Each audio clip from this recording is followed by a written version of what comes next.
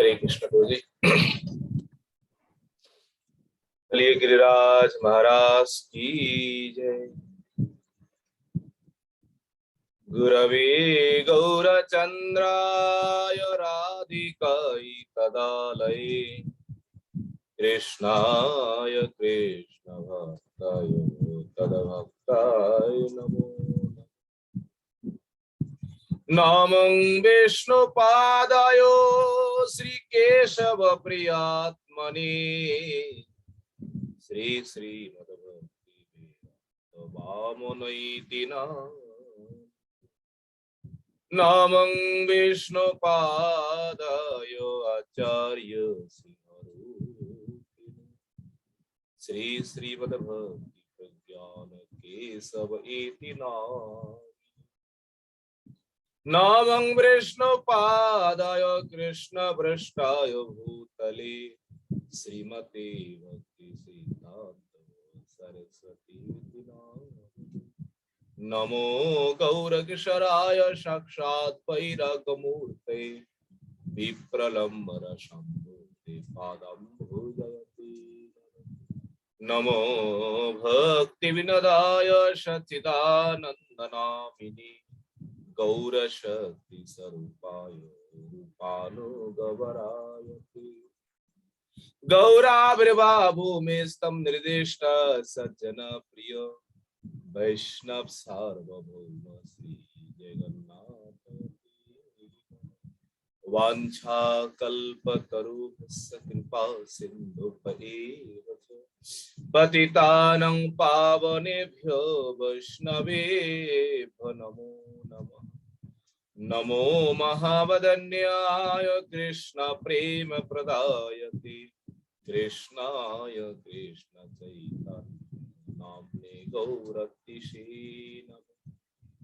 हे कृष्ण करुणा सिंधु दीनबंधु जगत्पते गोपेश गोपिका कांत राधा कांत नमोस्तुते तप्त कांचन गौरांगी राधे वृंदावनेश्वरी वृषभानुसुते देवी प्रणमामि हरिप्रिये वृंदायै तुलसीदेव्यै प्रियायै केशवस्य च कृष्ण भक्ति प्रदे देवी सत्यवत्यै नमो श्री कृष्ण चैतन्य प्रभु नित्यानंद श्री अद्वैत गदाधर श्रीवासादि गौर भक्तवृंद हरे कृष्ण कृष्ण कृष्ण हरे हरे हरे राम राम राम हरे हरे निताय गौर सर्वाग्रे मुझे गुरुपाद जगत गुरु नितलावष्टम विष्णुपाद अष्टम शत श्री श्री श्रीमद् भक्ति वेदांत श्री वामन गोस्वामी गुरु महाराज जी के चरण कमलों में इदास अधम का स्पष्ट तत्पश्चात मदीय शिक्षा गुरुपाद परम पूजनीय परम वंदनीय श्री गोवर्धन दास बाबा जी महाराज जी के चरण कमलों में इदास अधम का समागत भक्त बिंद समागत मातृबिंद सभी के चरणों में इदास अधम का यथा योग्य श्रीमद् भागवतम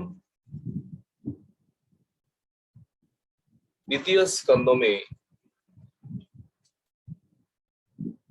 पंचम अध्याय आज हम लोग श्रवण करेंगे। कल हम लोगों ने श्रवण किया सुखदेव गोस्वामी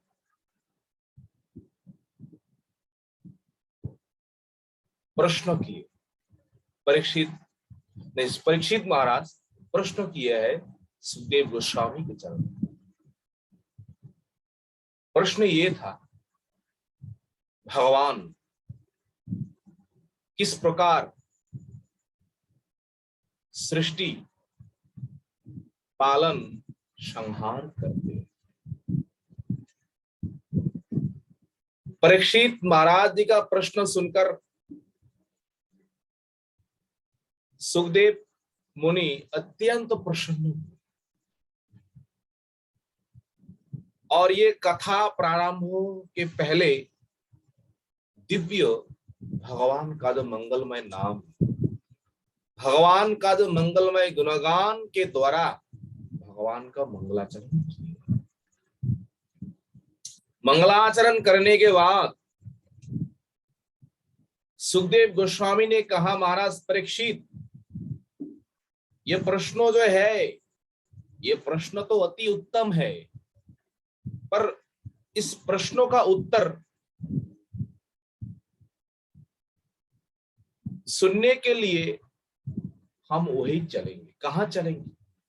देखिए, गुरु वैष्णवों की कैसी आचरण है, किस प्रकार हमें शिक्षा देते हैं। सुखदेव गोस्वामी ने ही कहा है, हम कह रहा है, आप सुनो।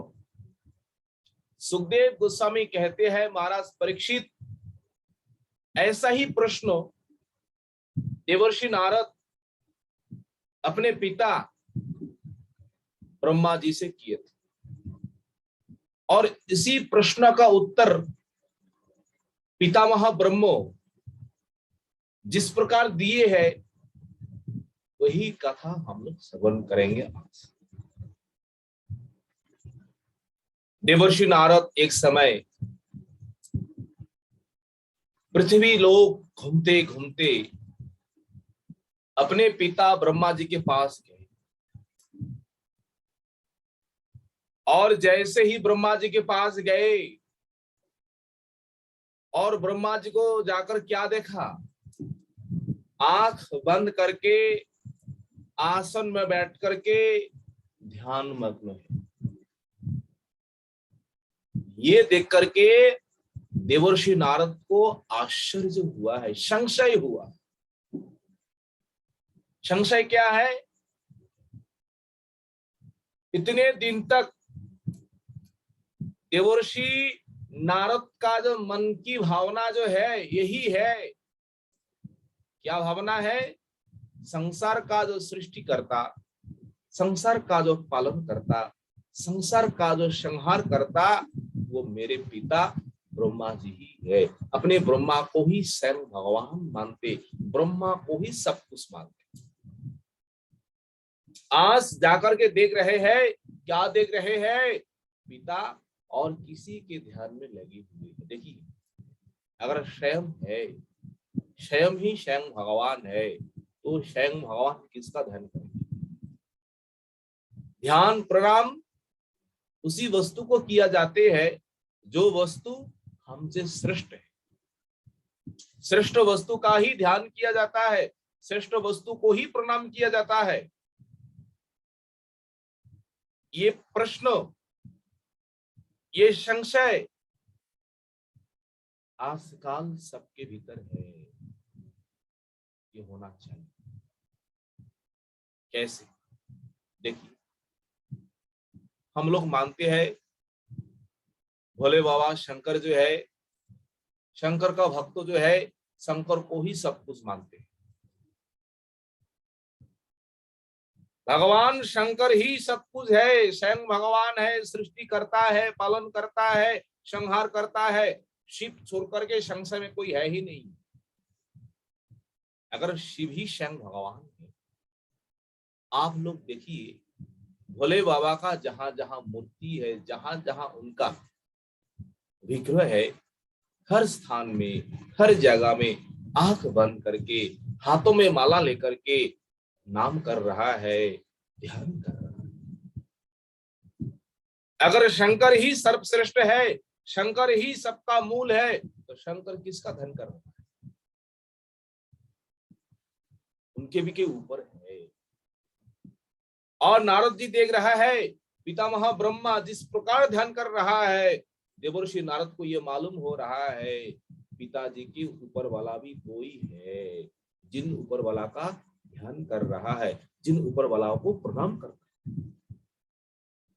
इसलिए संसार में जितने देवी देवताएं हैं, सभी देवी देवता केवल ध्यान में, अपने कार्य में, अपने कर्म में ही लगी हुई है। तो अपने कर्म में लगी हुई है, प्रत्येक दिन नियम के अनुसार अपना अपना काम करते हैं। अगर स्वतंत्र है तो नियम पूर्वक क्यों कर रहे हैं? स्वतंत्र नहीं है, किसी के द्वारा प्रेरित हुए है, किसी के द्वारा आदेश प्राप्त हुए है, इसलिए भय के कारण नियम पूर्वक प्रत्येक दिन अपना अपना काम करते हैं। देखिए सूरज देव जो है नियम पूर्वक उदित होते हैं और नियम पूर्वक अस्त हो जाते हैं। पवन नियम पूर्वक सबको हवा दे रहे हैं। अगर बंद हो जाए, अपना काम बंद कर दे, संसार में सभी प्राणी, सभी सृष्टि नष्ट हो जाए। तो इनके ऊपर में कोई है आदेश देने वाला, इनके ऊपर कोई है शासन करता, वो कौन है?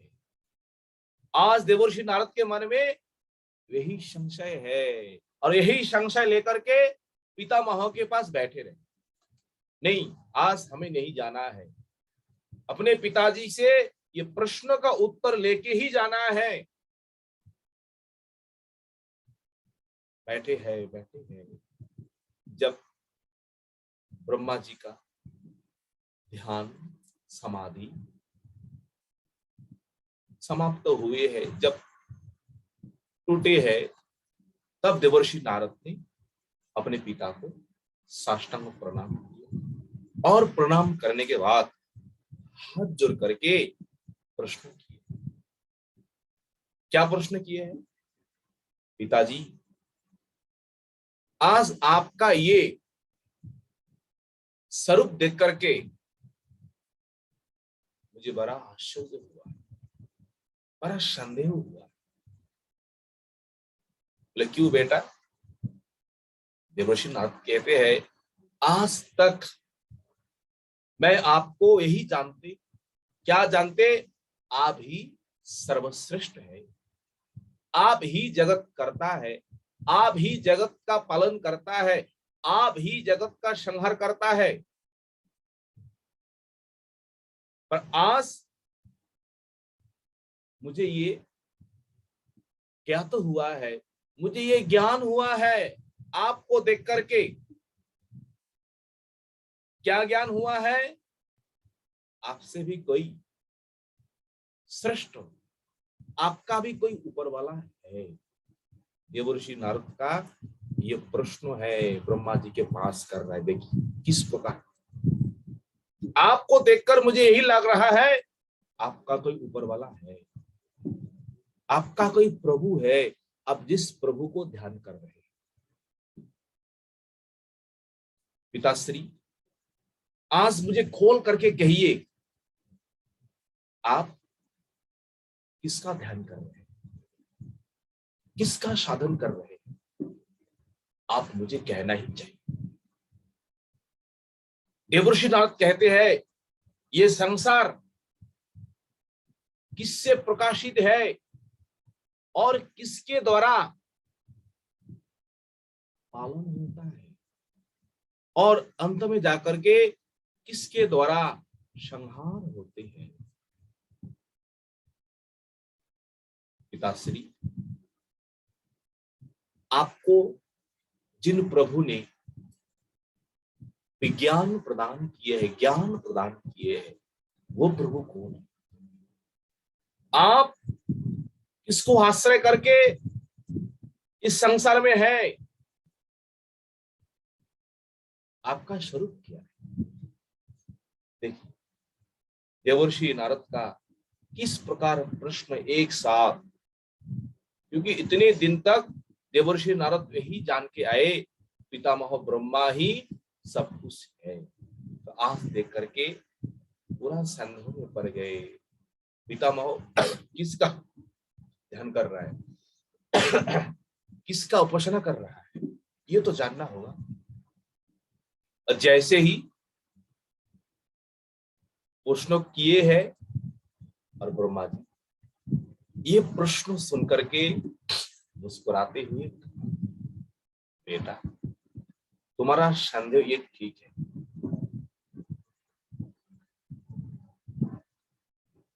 मुझसे भी कोई श्रेष्ठ वस्तु है, श्रेष्ठ तत्व है। उन श्रेष्ठ वस्तु के बारे में, उन श्रेष्ठ तत्व के बारे में तुम नहीं जानते।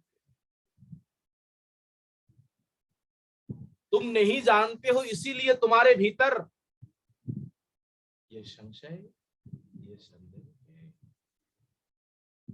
देवर्षि नारद, मैं उन भगवान को प्रणाम करता हूं,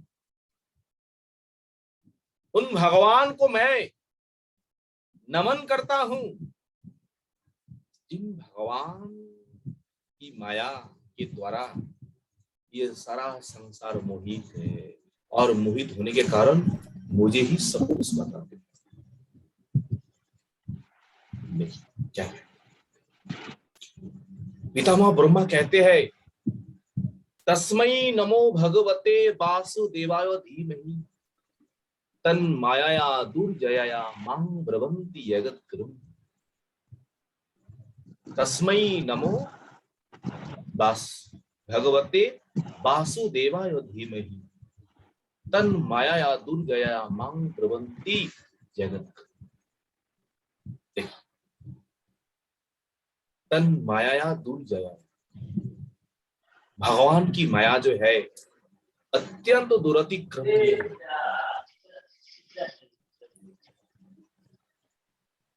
भगवान की माया अत्यंत कठिन है।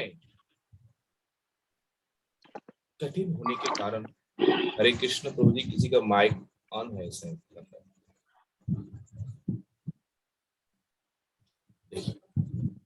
तन माया दुर्जया मांग भ्रवंती जगद्गुरुम।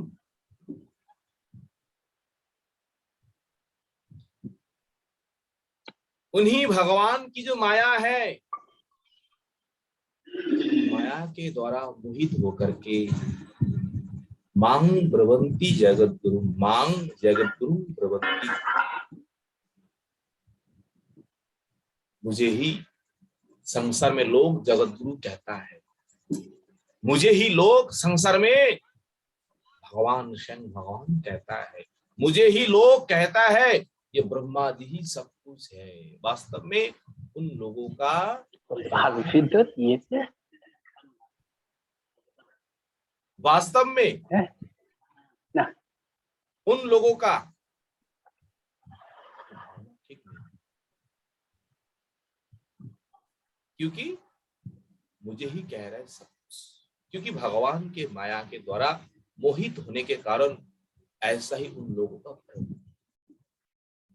इसलिए कोई सर्वश्रेष्ठ वस्तु है, सबका कोई ईश्वर है, उन ईश्वर को हम नहीं जानते। इसलिए हम सभी को स्वयं भगवान, सभी को पृथ्वी संसार का मूल मान रहे। वास्तव में हम लोगों का ये धारणा गलत है, क्योंकि हम माया में मोहित हुए, माया के कारण ऐसा ही। वस्तुतः ब्रह्मा जी कहते हैं, कृष्णं वंदे जगद्गुरु, भगवान श्री कृष्ण ही जगद्गुरु है, भगवान कृष्ण ही सब कुछ है। भगवान श्री कृष्ण से ही संसार का सृष्टि होती है, और भगवान के द्वारा ही संसार का पालन होते है, और भगवान के द्वारा ही संसार का नाश होता है। और मैं तो उनके द्वारा, उनके द्वारा जो निर्देश जो है, आदेश जो है, केवल आदेश मात्र ही हम पालन करते हैं। हम सृष्टि करता नहीं, सृष्टि करता तो केवल भगवान। देखिए भगवान किस प्रकार सृष्टि करते हैं, इस विषय में अब ब्रह्मा जी देवर्षि नारद जी से कहते, एकम एव अद्वितीय, भगवान सबसे पहले एक ही था। एक होने पर भगवान के मन में यह अभिलाष हुआ है, मुझे बहुत होना है। अनेक होने के लिए भगवान ने क्या किया? अनेक होने के लिए भगवान ने सबसे पहले अपने इच्छा के अनुसार अपने से प्रकृति जो है, माया जो है, माया को अलग किया। भगवान का अनेक शक्ति, अनेक शक्तियों में तीन शक्ति प्रधान, एक है सर्व शक्ति, एक है तटस्था शक्ति, एक है बहिरंगा शक्ति।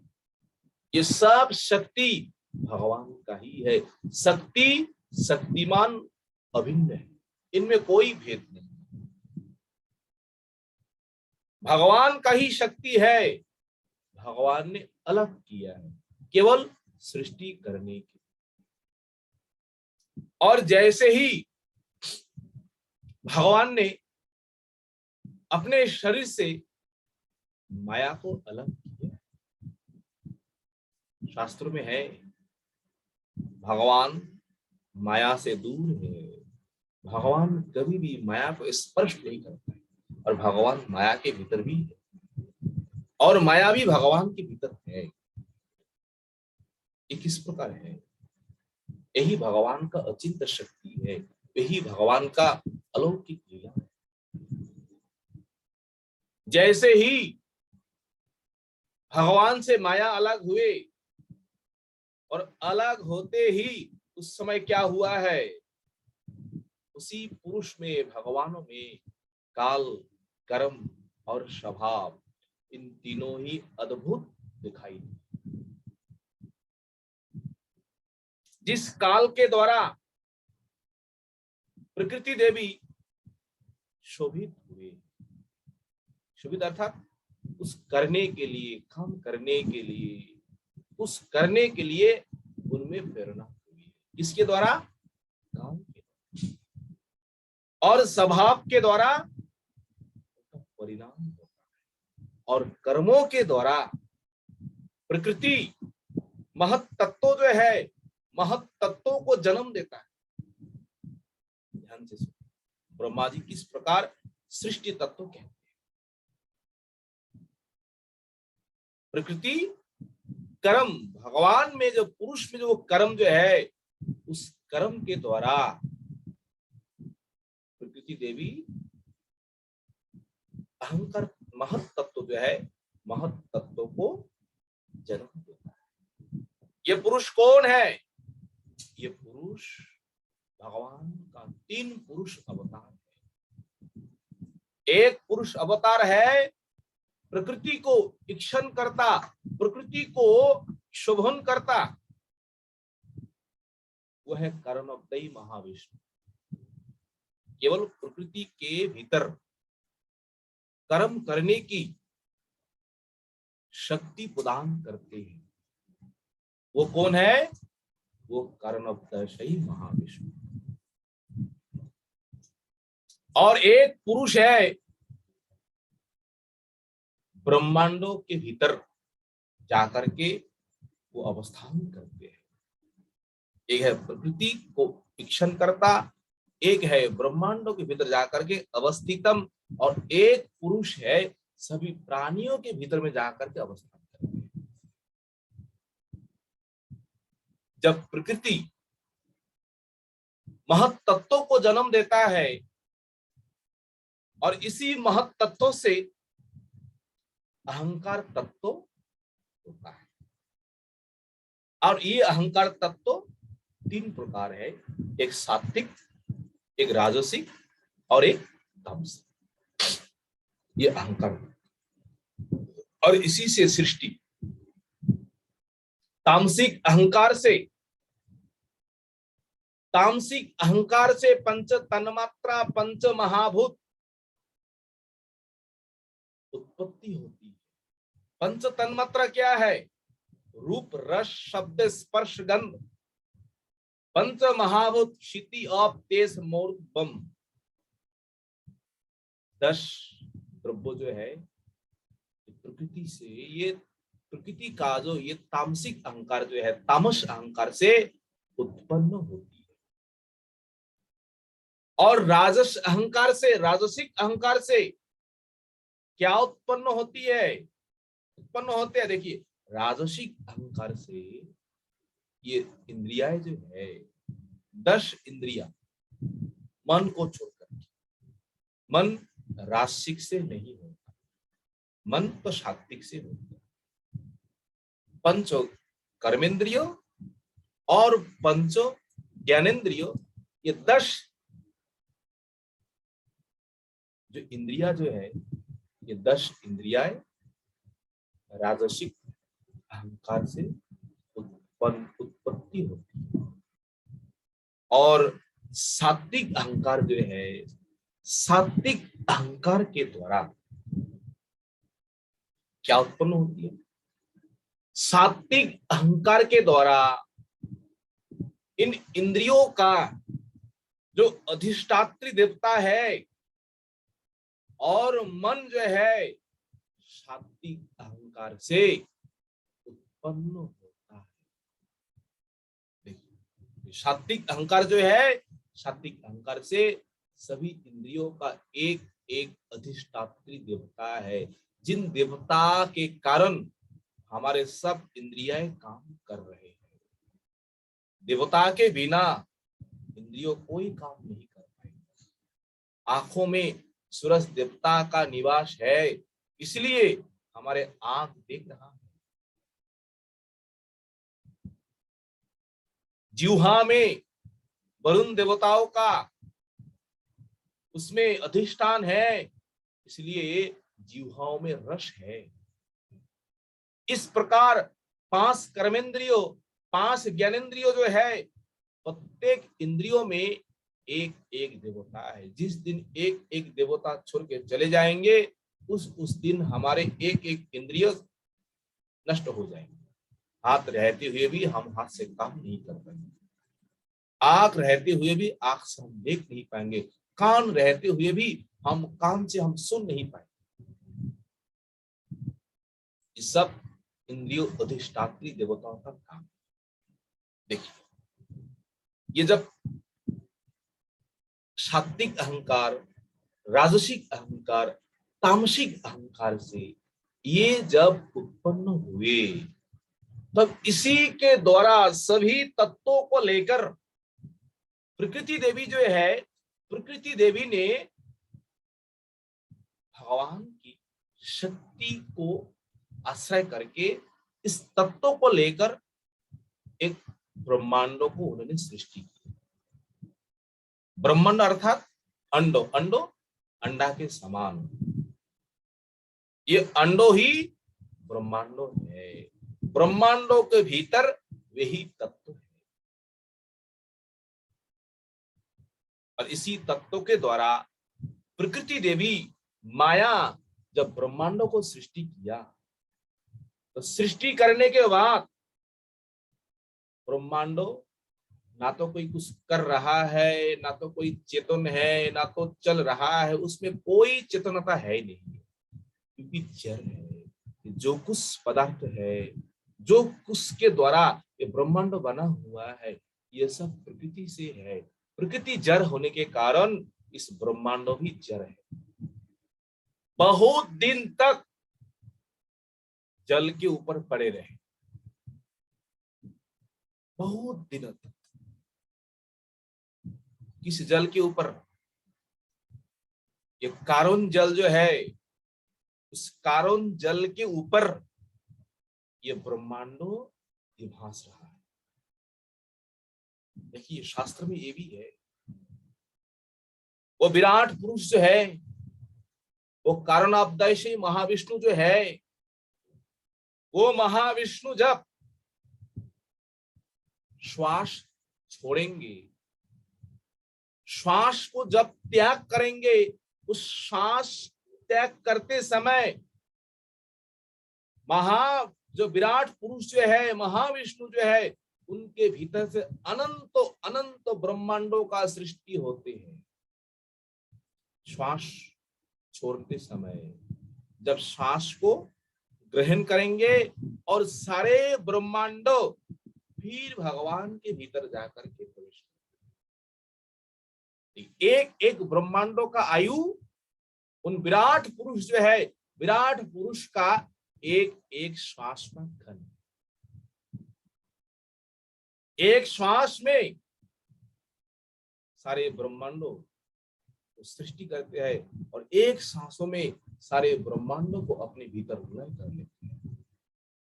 इस सुनने में आश्चर्य लगता है, कैसा इस संसार में देखिए, ये ब्रह्मा का जो एक दिन है ना, ब्रह्मा का एक दिन बहुत समय होते हैं हम लोगों के लिए। एक दिन में 14 मनवंतरों का मनु का राजत्व है और 14 मनवंतर राजत्व होने पर ब्रह्मा जी का एक दिन, और इसी प्रकार ब्रह्मा जी का एक रात भी होती है।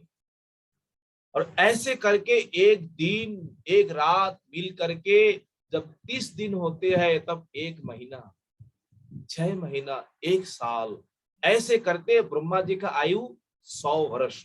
और इन 100 वर्ष को दो भाग किए हैं, एक पूर्वार्ध एक उत्तरार्ध। इस समय ब्रह्मा जी का आयु जो है, पूर्वार्ध जो है 50 साल अतिक्रम करके और आगे चले। आगे कहा गए ये मालूम नहीं है, शास्त्रों में यही प्रमाण मिलते हैं, पूर्वार्ध जो है 50 साल अतीत हो गए। इसलिए इस समय यही कहीं पर भी हम ब्रह्मा जी का फोटो देखते हैं, जो कुछ भी देखते हैं, उनका विग्रह, उनका सारे, उनका जो है बाल जो है, दाढ़ी जो है, सब कुछ जो है, सब सफेद सफेद दिखाई देते हैं। कि 50 साल के ऊपर सबका आयु बुढ़ापा के ओर होने के कारण सबका दशा है। जब भी हम देखते हैं ब्रह्मा जी का यही अवस्था है, क्योंकि पूर्वार्ध जो है, पूर्वार्ध समाप्त हो। देखिए ब्रह्मा जी का जो आयु 100 साल, 100 सालों में कितने मनु आएंगे, कितने इंद्र आएंगे, कितने युग चले जाएंगे, इसका कोई ठीक नहीं। देखिए आप लोगों का, हम लोगों की एक दिन जो है ना, हम लोगों का एक दिन 24 घंटा में, एक दिन रात में, हमसे जो निकृष्ट प्राणी है, जैसे मच्छर है, मक्खी है, ऐसे भी कीड़े मकड़े हैं, एक दिनों में ही उनका जन्म होता है, एक दिन में ही उनका शरीर बड़ा होता है, और एक हमारे एक दिन में ही उनका संसार होता है। संसार होने के बाद बाल बच्चा पैदा होता है, और बाल बच्चा पैदा होने के बाद अपना शरीर बूढ़ा होकर के शरीर छोड़ करके चले जाते, एक दिन के भीतर। अगर हम हिसाब करेंगे, बाप, हमारा एक दिन है, और एक दिन को हम कैसे क्या मानते हैं, अरे हमारा एक दिन है, और हमारे एक दिन में किसी किसी का, प्राणियों का पूरा जीवन समाप्त हो जाता है, जन्म से मृत्यु तक। ये किस प्रकार है? ये हमारा भावना का अतीत है, प्रभु का लीला।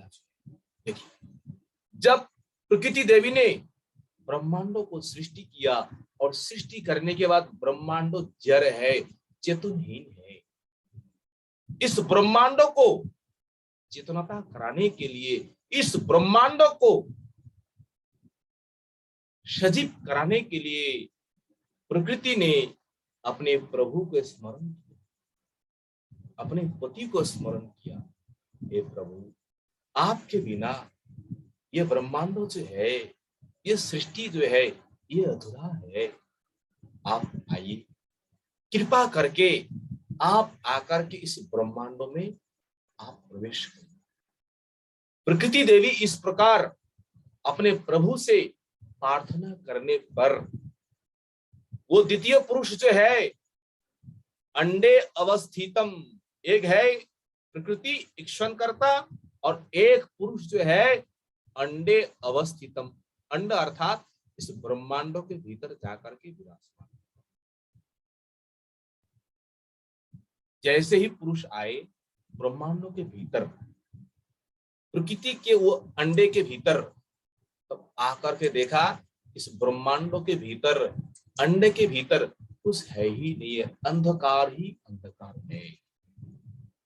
तब उन्होंने क्या किया है, प्रभु ने क्या किया है, तब अपने शरीर से पसीना निकल करके ये ब्रह्मांड को आधा को भरा देता है, और आधा को भरने के बाद क्या होता है, प्रभु उसी जल के ऊपर शयन करते हैं। शयन करके प्रभु योग निद्रा को अवलंबन करते। देखिए भगवान का जो शयन जो है ये क्या है, शयन भी योग निद्रा है। जो नींद जो है ना, अगर नींद को आश्रय करना है, अगर गहराई नींद में जाना है तो तमोगुण को आश्रय करना है। तमोगुण के बिना नींद कभी संभव नहीं। तो भगवान अगर गहराई नींद में चले जाए तो भगवान को ही तमोगुण को आश्रय करना पड़ेगा। इसलिए भगवान का ऐसा नींद नहीं है। हर जगह में, हर स्थान में भगवान का जो ये नींद के बारे में कहते हैं, तब कहते हैं योग निद्रा। योग निद्रा अर्थात योग में, समाधि में भगवान अवस्थित है, निद्रा नहीं है। हम लोगों का जिस प्रकार निद्रा है, इस प्रकार भगवान का निद्रा है। योग समाधि, योग निद्रा भगवान को अवलंबन करते हैं। और जैसे ही भगवान उस ब्रह्मांड के भीतर प्रवेश करते हैं, और प्रवेश करते ही इस संसार का चेतन, इस संसार का चेतन शक्ति इसमें आ जाती है। और देखिए जब जो महाविष्णु जो है प्रवेश करने के बाद जब शयन करते हैं जल के ऊपर,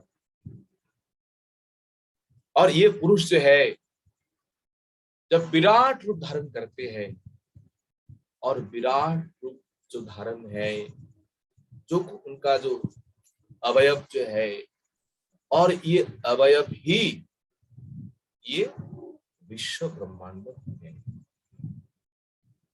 ब्रह्मांडों में जितने लोग हैं, ये सारे लोग कहाँ है, प्रभु के शरीर में ही विराट रूप में अवस्थित है। जो कुछ भी है, भूर लोको भुवा लोको, जो कुछ भी है, इसमें श्लोक है, भूर लोको कल्पितः पदभ्यम भूवर लोकोभ्यम नाभितः स्वर लोको कल्पित मूर्ध्यम इति बा लोको कल्पना। इस प्रकार कल्पना करते हैं योगी लोग, ऋषि।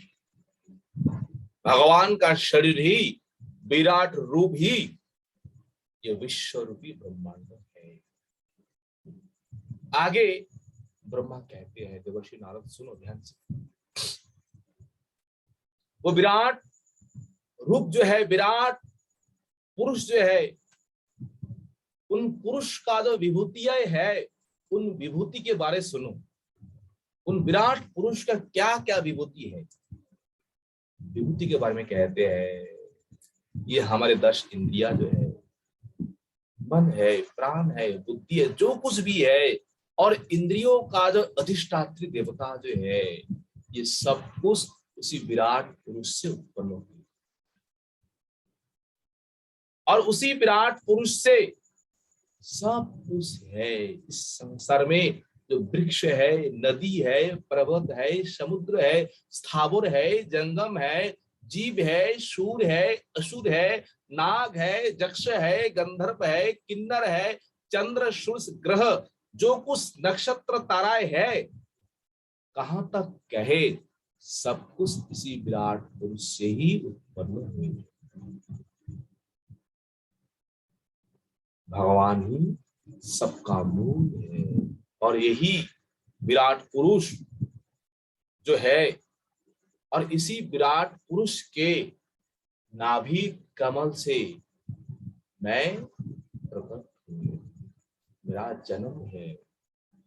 देखिए इसी विराट पुरुष के नाभि से जब कमल उत्पन्न हुए हैं, उसी कमल से मेरा जन्म। जब मैंने जन्म लिया, जन्म लेने के बाद जन्मों का कारण क्या है, कहां से मैंने उत्पन्न हुआ, उस सभी विषय को मैं देखने के लिए, जानने के लिए हजारों हजारों साल तक मैंने खूब करके मैंने देखा, मुझे कुछ नहीं मालूम हुआ है मैं कहां से उत्पन्न, मैं कहां से आए हैं, जन्म स्थान कहाँ है। वो कमल के ऊपर ब्रह्मा जी का जन्म जो है, और कमल के भीतर उनका जो नाल जो है, उसके भीतर ब्रह्मा जी घुसी तो घुसी, और देखते जाए कोई आदि अंत तो नहीं। कितने साल बीत गए, कितने खुश हो गए, फिर ब्रह्मा जी ऊपर आकर के देखा, भाई इसका कोई आदि अंत तो है नहीं। देखिए, एक बार कहते हैं गुरु विराट पुरुष के शरीर में ही ये पूरा विश्व ब्रह्मांड अवस्थित है। और यह कहते हैं वो भगवान का जो नाभि कमल जो है, ये नाभि कमल ही उनका जो नाल जो है, ये नाल ही 14 भुवन है, 14 लोक है। इसी में सारे लोग विराजमान, इसी में सारे लोग सब कुछ है। अब कहाँ जाएंगे भगवान को छोड़कर? भगवान के बिना संसार में है क्या? एक प्रकार के, जिस समय ब्रह्मा जी पैदा हुए, होने के बाद उन्होंने प्रभु के पूजन करने के लिए, हवन करने के लिए उन्होंने सामग्री लाने के लिए इधर उधर गए। हवन करने के लिए क्या क्या चाहिए? हवन करने के लिए सब कुछ चाहिए। तो हवन करने के लिए लकड़ी चाहिए, ये चाहिए, वो चाहिए। तो ब्रह्मा जी ने जहां जहां जा रहा है, वही वही सब भगवान का ही एक रूप है, भगवान का ही स्वरूप दिखाई दे रहा है। तो ब्रह्मा किसके द्वारा हवन करेंगे? स्वरूप होने पर भी, रूप होने पर भी, वो वस्तु जो है, वो द्रव्य जो है उसी काम के लिए है। इसलिए ब्रह्मा क्या किया, सभी द्रव्यों को, सभी वस्तु को आरोहण करके ब्रह्मा जी ने इस प्रकार उन्होंने यज्ञ किया है, इस प्रकार उन्होंने हवन किया। देखिए देवर्षि नारद, इस संसार में जो कुछ भी है सब प्रभु का ही सब लीला है, प्रभु का ही सब कुछ विभूति है, प्रभु का ही सब सृष्टि है। संसार में प्रभु को छोड़ करके और कुछ है। इसलिए ज्ञानी महात्मा सर्वत्र भगवान का ही स्वरूप अनुभव करते हैं। इसलिए ज्ञानी लोग, महात्मा लोग किसी से कोई भेदभाव नहीं रखता है, किसी से कोई देश भावना नहीं करते। आप किससे देश करेंगे, आप किससे विद्वेष करेंगे? अगर सभी वस्तु को आप देख रहा है, आप जान रहा है, ये प्रभु का सृष्टि है, हमारे प्रभु ने इस वस्तु को सृष्टि किया है, उन वस्तु के ऊपर देश करेंगे, उन वस्तु के ऊपर आप गुस्सा करेंगे, तो एक प्रकार भगवान के साथ ही गुस्सा करना। इसलिए ज्ञानी महात्मा जो है सर्वत्र समभाव है, सर्वत्र उनका समान दृष्टि है, किसी के ऊपर कोई भेदभाव है। इस विश्व ब्रह्मांडो भगवान का एक अवयव है, भगवान का एक शरीर है। देखो नारद, हम कहां तक कहें, सृजामि तत् निजुक्त्वयं हरो हरति तत् वशः विश्यं पुरुष रूपेण परिपाति त्रिशक्ति दृक्। सृजामि, अहम सृजामि, मैं जो सृष्टि करता हूं, किसकी आदेश से, किसकी शक्ति से? सृजामि तत् निजुक्त अहम, तत् वो प्रभु जो है, प्रभु के द्वारा हम नियुक्त कर, हमें नियुक्त किया है। किस काम के लिए? इस सृष्टि के लिए। हम बनाते नहीं है, प्रभु ने जिन वस्तु को हमें देता है सृष्टि करके, उसी सृष्टि किए हुए वस्तु को हम प्रकाश करते हैं। हम सृष्टिकर्ता नहीं है, सृष्टिकर्ता तो प्रभु ही है। देखिए अज्ञ लोग जो है वो क्या मानते, छोटा छोटा बालक जो है, अगर दुकान में जाएंगे, एक होलसेलर के पास जाएंगे, होलसेलर के पास कैसे कैसे कितने प्रकार आइटम रहते हैं, घर पूरे गोदाम भरा हुआ रहता है, ये सामान है, ये सामान है, ये मूर्तियां, ये कपड़ा है। तो अज्ञो बालक जो है, जो कुछ भी नहीं जानते हैं संसार के बारे में, वो बालक क्या मानता है? वो बालक का ज्ञान क्या रहता है? बाप रे, ये शेठ जो है ना, लग रहा है इस सभी सामानों को, सभी वस्तु को शेठ ने ही बनवा दिया। बालक का यही तो ज्ञान है ना। तो वास्तव में वो होलसेलर जो है, वो दुकानदार जो है, ना तो सामान को बनाता है, ना तो सामान को और कुछ करता है। वो तो किसी के पास से लाते हैं और लाए हुए वस्तु को और किसी के पास वो देते हैं। तो उसी प्रकार मूल सृष्टिकर्ता जो है भगवान ही है, भगवान ही सृष्टि करते हैं, हम केवल उपलक्ष्य मात्र ही है। ब्रह्मा जी कह रहे हैं, हरो हरोति तत्वशः, हर हरेति, हर, मैं तो भगवान का सृष्टि हुआ वस्तु को ही सृष्टि दोबारा उसको प्रकाश करता हूं। हर शंकर भी भगवत शक्ति के द्वारा, भगवान के द्वारा नियुक्त है किस काम के लिए? संहार करने के लिए। हरि, हरि तो प्रभु है होने पर भी प्रभु क्या करते हैं? इस संसार को पालन करते हैं, पोषण करते हैं। सब हम उन प्रभु का ही वश है और संसार में कोई ईश्वर नहीं है, कोई प्रभु नहीं है, एकमात्र वही है। कौन है? जिनसे हम आए हैं, सबका आदिकर्ता वही है। वो एक होते हुए भी अनेक रूप उन्होंने धारण किए।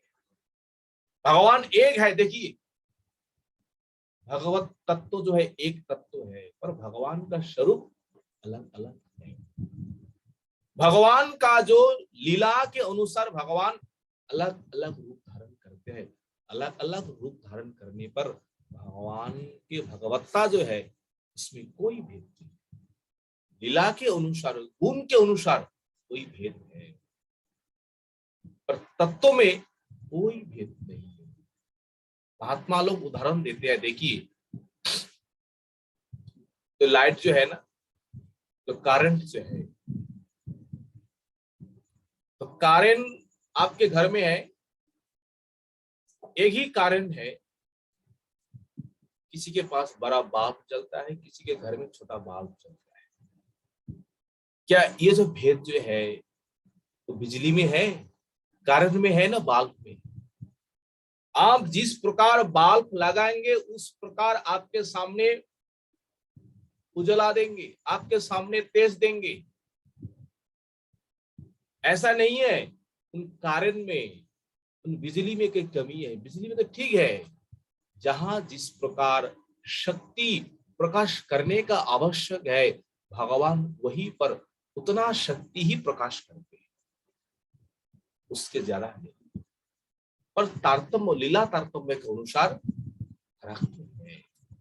तो जिन्होंने अधिक शक्ति, अधिक लीला किए हैं, लीला का तो विचार से वो सर्वश्रेष्ठ है। लीला के अनुसार ऐसा नहीं है भगवान बराहदेव के भीतर वो सामर्थ्य नहीं है।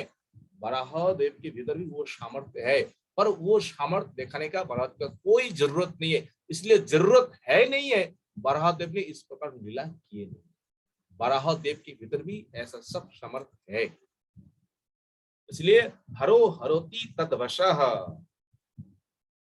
विश्व, ये जो है पुरुष जो है इस विश्व को त्रिशक्ति परिपाती, त्रिशक्ति जो है तीन प्रकार शक्ति के द्वारा इस संसार को पालन, पोषण, सृष्टि और संहार करती। तीन शक्ति क्या है? सात्विक, राजसिक और तामसिक।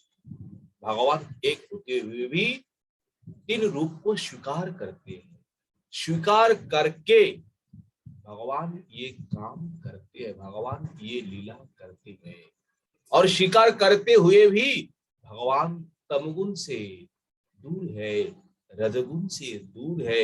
ये प्रकृति का सत्य गुण जो है, प्रकृति का सत्य गुण से दूर है, कोई स्पर्श नहीं करता है, उससे अलग है। स्पर्श के बिना भगवान इस संसार का सब कुछ काम करते हैं। देखिए किस प्रकार भगवान करते हैं।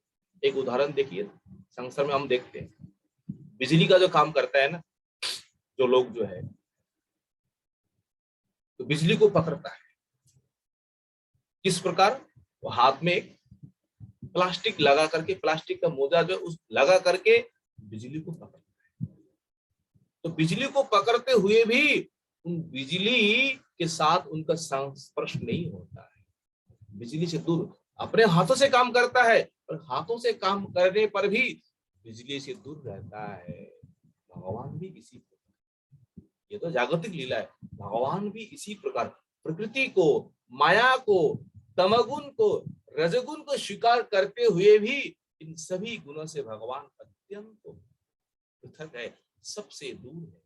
इसलिए ब्रह्मा जी कहते हैं हम तो उन्हीं की प्रेरणा से, उन्हीं का सृष्टि किया वस्तु को हम सृष्टि करते हैं। शंकर भी यही काम करते हैं, प्रभु का आदेश पालन करते हैं। हम सब प्रभु का दास है, हम सब प्रभु का वश है, और प्रभु के अतिरिक्त और संसार में कोई है नहीं है, कोई है नहीं है। हे नारद, तुम निश्चित रूप में तुम ये जानो, निश्चित रूप में तुम ये बुझो, संसार में केवल भगवान है। ये बात सुनने के बाद अगर देवर्षि नारद के भीतर अगर संशय रह जाए, पितामह जो ब्रह्मा जो है, पिताजी है, वास्तव में ठीक कह रहा है, उनका वाक्य सत्य है, तो पितामह अपने बातों को सत्य कराने के लिए एक उदाहरण के साथ कहते हैं। क्या कहते हैं? न भारती में अंगमृषोपलक्ष्यते, न वै कश्चित् में मनसा मृषा गति। देख देवर्षि नारद, मैं आज तक कभी भी ना तो मिथ्या ना तो झूठा मैंने बोला, और ना मेरी मन असत के ओर भागी। क्यों? आज तक मैंने कभी जीवन में मिथ्या, झूठा, असत वस्तु को मैंने आश्रय किया नहीं है। मेरे इंद्रिया जो है, ये मेरे इंद्रिया जो है, इंद्रियाओं भी कभी भी असत की ओर कभी भी भागे नहीं है, क्योंकि यन्मे हृदोत्कंठ्यात् पता धृतो हरि। इसीलिए मैं कभी मिथ्या, कभी असत किया नहीं है, क्योंकि मेरे हृदय में भगवान है। मैंने भगवान को धारण किया है, मैंने भगवान को हृदय में स्थान दिया है। भगवान रहते हुए हम किस प्रकार ये कर्म करें? अगर हम मान रहा है भगवान हमारे हृदय में है, भगवान हम सबका अंतर्जामी है, अगर इतना ही ज्ञान हो जाए तो हम किस प्रकार असत कर्म करेंगे, किस प्रकार मिथ्या कहेंगे, किस प्रकार पाप कर्म करेंगे? अगर ये ज्ञान नहीं है, हमारे भीतर भगवान नहीं है, हमें नहीं देख रहा है, तो वो व्यक्ति तो सब कुछ कर देगा। अगर ये ज्ञान हो जाए, किसी के भीतर ज्यादा ज्ञान होने का जरूरत नहीं है, अगर ये मान रहा है भगवान हम सबके हृदय में है, भगवान हमें सबको देख रहा है, अगर इतना ही ज्ञान हो जाए, वो व्यक्ति पाप से दूर हो जाएंगे, असत कर्म से दूर हो जाएंगे, क्योंकि भगवान सबको देख रहा है, भगवान सबका साक्षी है, भगवान सब देख रहा है, भगवान सबको सबका साक्षी है। तो आप पाप कर्म कहाँ जाके करें? किसके आंखों में जाकर के धूल देंगे? भगवान सब देख रहा है। इसलिए ब्रह्मा कहते हैं देवर्षि नारद, इसलिए कि मेरी वचन जो है कभी झूठा नहीं हो सकती, मेरी कर्म जो है कभी भी असत कर्म नहीं है, और मेरी इंद्रियां जो है कभी असत मार्ग में गमन किए नहीं है, क्योंकि मैंने भगवान को हृदय में धारण किया है, भगवान को मैंने स्थान दिया है। इसलिए आज तक जीवन में मैंने ऐसा कर्म कभी किया नहीं। देखिए पितामह कहते हैं, हे वत्स नारद, वो विराट पुरुष जो है, वो विराट पुरुष किस प्रकार लीला करते हैं, और लीला करते हुए किस प्रकार अवतार ग्रहण करेंगे, और अवतार ग्रहण करके किस प्रकार लीला करेंगे, और कितने अवतार लेंगे, इस सभी कथा एक एक करके हम लोग श्रवण करें। पुरुष जो अवतार लेंगे क्रम से पितामह ब्रह्मा कीर्तन करेंगे और हम लोग श्रवण करेंगे। अगर कोई भगवान जीव, कोई सुकृतिशाली जीव ये कथा सुने, उनके लिए तो भक्ति भक्ति ही है। अगर भाग्यशाली नहीं है, सुकृतिशाली नहीं है, अगर कुकर्मी है, अकर्मी है, कुसंस्कारी है, वो जीव भी इन अवतार के बारे में भगवत कथा अगर श्रवण करे, इच्छा ना होते हुए भी कान में प्रवेश करे, ब्रह्मा जी कहते हैं फिर भी सभी का कल्याण, सभी का उद्धार हो ही जाए। इस विषय में संशय करने का कोई जरूरत नहीं है। इसलिए हमें ये कथा सुनना चाहिए प्रत्येक दिन नियम पूर्वक। ये हमेशा कहे आ रहे हैं, कथा श्रवण करिए, कथा को स्मरण करिए, कथा को चिंतन करिए। इसके द्वारा हमारे अनर्थ दूर हो जाएंगे। अनर्थ दूर हो जाएंगे तो भजन करने की आग्रह आगे आए जा बढ़ेगी। तो भजन करेंगे तो भगवान को एक दिन हम प्राप्त करेंगे। इसलिए हे वत्स नारद, तुम इस विषय को ध्यान पूर्वक श्रवण करो, और ध्यान पूर्वक श्रवण करने से तुम्हें बड़ी शांति मिलेगी।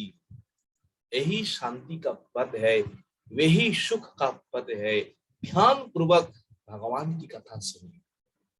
जिस प्रकार पितामह ब्रह्मा अवतार के बारे में आगे बताएंगे, कल हम लोगों ने अवतार के बारे में श्रवण करेंगे। ब्रह्मा जी के अनुगत्य में देवर्षि नारद जिस प्रकार श्रवण करेंगे। बोलिए गिरिराज जी महाराज की, अनंत कोटि वैष्णव वृंद की, वांछा कल्प